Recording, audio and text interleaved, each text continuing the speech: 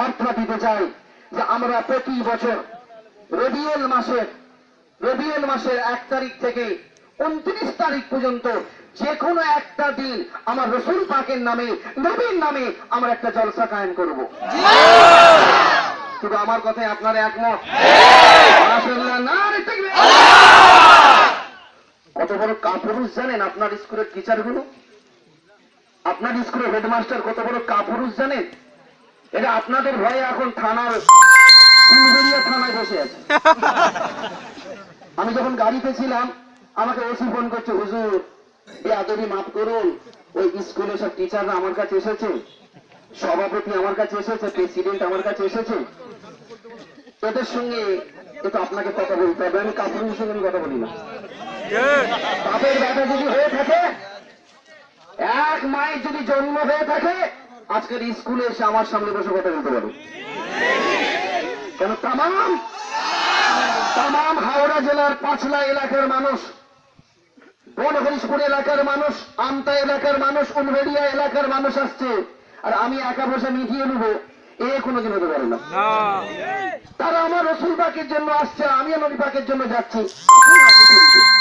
OC বলছে, হুজুর সাহেব যদি আমার 2000 যদি র্যাব চলে যায়, যেখানে মানুষ জড়ো হচ্ছে, আমার কাছে যা রিপোর্ট ওখানে আছে, 2000 যদি র্যাব চলে যায়, তাদের লাঠি চালাবার ক্ষমতা নাই। কেন? এরা দাঁড়িয়েছে কারোর জন্য নয়, এরা দাঁড়িয়েছে নবীর জন্য।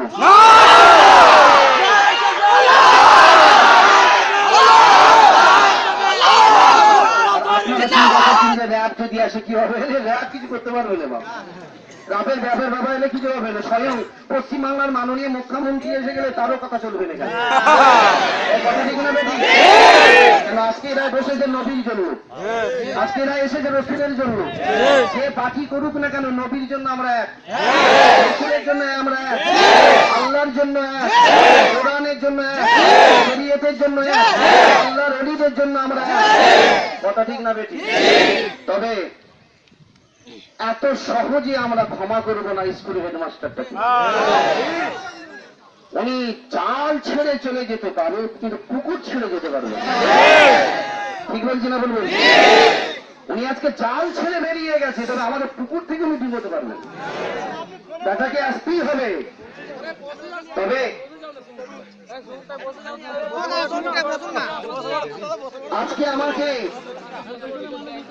আমরা এসেছি, এখানে উপস্থিত হয়েছি